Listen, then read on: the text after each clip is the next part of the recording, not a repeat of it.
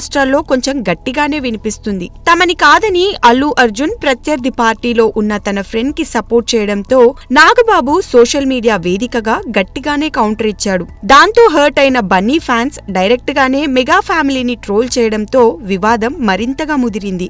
అయితే ఇంత జరుగుతున్నా ఇరు కుటుంబాలు పబ్లిక్ గా వచ్చి వీటిపై వివరణ ఇవ్వకుండా ఇండైరెక్ట్ గా ఒకరిపై మరొకరు కౌంటర్స్ వేయడం చూస్తూనే ఉన్నాం.